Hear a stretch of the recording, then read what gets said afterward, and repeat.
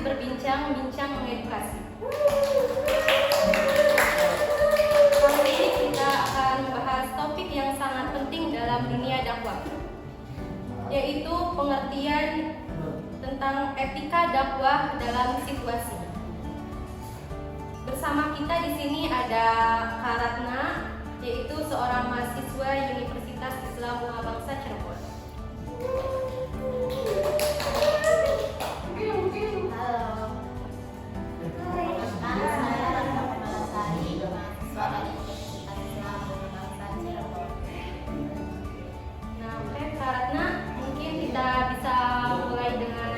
Definisi dasar yang dimaksud dengan etika dakwah seperti apa tuh Pak? Baik, etika dakwah adalah prinsip-prinsip moral yang aturan perilaku yang harus diikuti oleh seorang dai atau siapapun yang terlibat dalam aktivitas dakwah. Etika ini mencakup bagaimana cara menyampaikan ajaran Islam dengan cara yang baik, sopan, hikmah, dan sesuai dengan ajaran Al-Quran dan Sunnah Rasulullah SAW. Bukan hanya tentang menyampaikan pesan, tetapi juga bagaimana pesan itu disampaikan dengan cara yang beradab dan bijaksana. Oke Kak, nah kalau ini bagaimana ya? Contoh jika dakwah itu tanpa etika dan dapat berdampak negatif, itu seperti apa?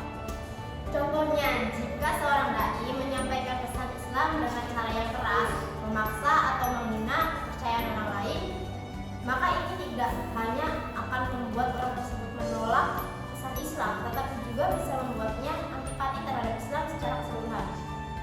Sebaliknya, jika dakwah disampaikan dengan penuh hikmah, kelembutan, dan penghargaan terhadap orang lain, maka peluang pesan itu diterima jauh lebih besar. Oh iya, karena berarti etika tuh ini dianggap begitu penting ya dalam berdakwah. Iya betul, etika dakwah sangat penting karena ia merupakan cerminan dari akhlak Islam itu sendiri. Dalam berdakwah, kita bukan hanya menyampaikan ajaran-ajaran Islam, tetapi juga menunjukkan Islam melalui perilaku dan sikap kita. Ketika dakwah dilakukan tanpa memperhatikan etika, maka pesan yang ingin disampaikan bisa tidak diterima dengan baik atau bahkan menimbulkan resistensi dan kesalahpahaman. Oke, Ratna, kalau ini etika yang harus diperhatikan saat berdakwah nih etika dalam situasi berdakwah, yaitu yang melalui media sosial itu bagaimana?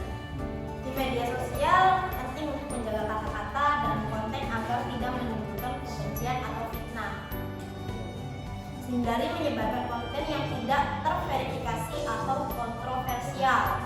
Usahakan konten dakwah bersifat mendidik dan inspiratif, bukan menyerang orang lain. Terus ini kalau cara berdakwah nih dalam keluarga yang memiliki pandangan berbeda dengan kita, gimana? Dakwah kepada non-muslim harus penuh dengan kelembutan, tanpa memaksa, dan harus menghormati keyakinan mereka. Penting untuk memfokuskan pesan pada ajaran Islam yang universal seperti etika, kasih sayang. Hindari sikap kontrolatif. Seringkali contoh perilaku yang baik lebih efektif dibandingkan hanya dengan kata-kata. Berikan ruang bagi anggota keluarga untuk mencerna dan memahami pesan yang ingin disampaikan. Lalu bagaimana kalau cara menjaga agar dakwah kita tetap sesuai dengan etika? Pertama, seorang dai harus selalu memegang prinsip hikmah, yang berarti bijaksana dalam menyampaikan pesan.